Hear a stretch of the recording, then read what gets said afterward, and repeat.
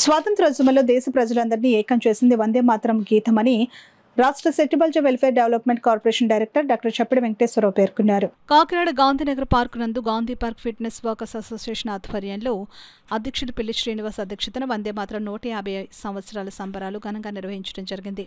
ఈ కార్యక్రమానికి ముఖ్య అతిథిగా రాష్ట్ర బీసీ కార్పొరేషన్ డైరెక్టర్ బాయికరావుపేట నియోజకవర్గ పరిశీలకులు డాక్టర్ చప్పిడి వెంకటేశ్వరరావు పాల్గొన్నారు.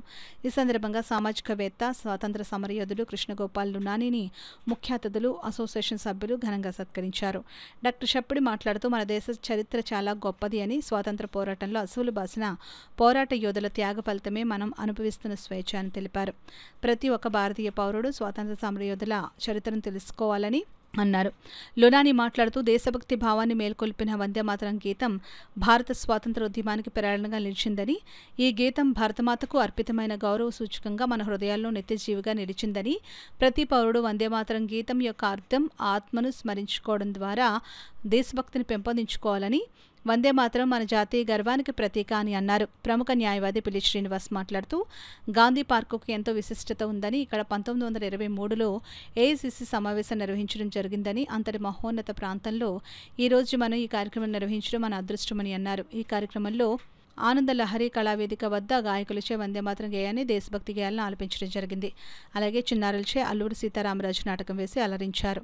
ఈ కార్యక్రమంలో అసోసియేషన్ ఉపాధ్యక్షులు పి వెంకటేశ్వరరావు, కేబీ ప్రతాప్, కార్యదర్శి కలిదెండి శ్రీనివాస్, కోశాధికారి దొరబాబు, కార్యనిర్వాహక కార్యదర్శి ప్రవీణ్, సాంస్కృతిక కార్యదర్శి శ్రీధర్, కూటమి నాయకులు చలపతి, బండి సుజాత, మోనా, దీప్తి, వాసిరెడ్డి కుమార్, జొన్నాడ వెంకటరమణ, గోడి వెంకట సత్యవతి, ఆనందలహరి కుటుంబం, ప్రియ, ఆకుల శ్రీనివాస్, వన ఉపేంద్రనాథ్, దేవాంత్, అరుణ్, లావణ్య, ప్రసన్న, వివిఎస్ రావు, అప్పాజీ, సత్యం, అనిల్, మూర్తి, అరుణాకర్ రావు, అప్పారావు, సత్యనారాయణ, దేవి, జోగమణి, శంకర్ తదితరులు పాల్గొన్నారు.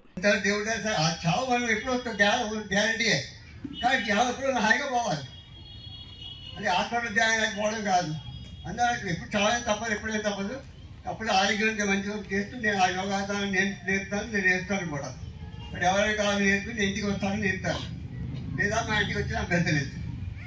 నాకు నెంబర్ ఇచ్చుకో 944 మనం నోట్ చేసుకుంటాం 94405 కావాల్సిన వాడు చెప్పడానికి పోతే. ఇక ఈరోజు మన ఆంధ్రగారి సంఘం ఉందో నాకు తెలియదు. వాళ్ళు నేను కూడా చాలా సంగీతం బాగా నేను చెప్పేదాకా చాలా పాట పాడతాను. ఇప్పుడు వయసు గురించి తేడా అవుతుంది అని కూడా చాలా సంగీతం చాలా ఇష్టం నాకు. ప్రత్యేకించి మొహమ్మద్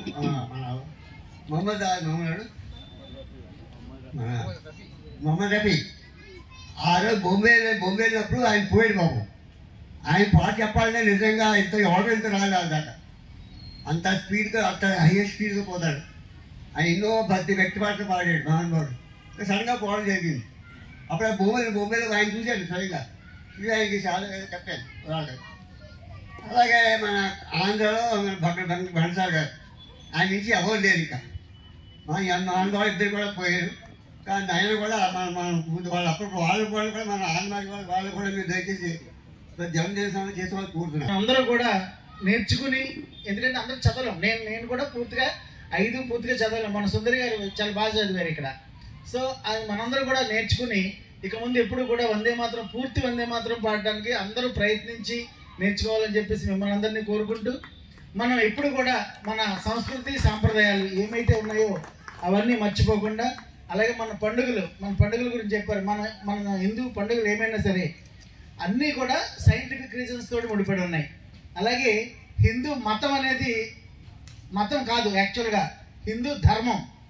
చాలా మంది ఏంటంటే మీది హిందూ మతం అని అంటూ ఉంటారు, కానీ హిందూ మతం కాదు మనదంతా హిందూ ధర్మం. ఆ ధర్మాన్ని రక్షిస్తే మనల్ని మనం రక్షించుకున్నట్టే. అంచేత హిందూ ధర్మ పరిరక్షణకు ప్రతి ఒక్కరూ కృషి చేయాలని చెప్పేసి మిమ్మల్ని అందరినీ కోరుకుంటూ, ఎక్కువ టైం తీసుకోవడం ఇష్టం లేదు, మీరు చాలాసేపు ఉంటుంది అనుకుంటున్నాను, నేను లేట్గా వచ్చాను కాబట్టి. కృష్ణగోపాల్ లునాని గారు నాకు మామూలుగా ఎప్పటి నుంచో స్నేహితుడు, నాకు గురువు తండ్రి అన్ని. అలాగే మా క్లబ్కి అలయన్స్ క్లబ్స్ ఇంటర్నేషనల్ క్లబ్కి కూడా ఆయన సెరవన్ క్లబ్కి ప్రెసిడెంట్గా కూడా చేశారు.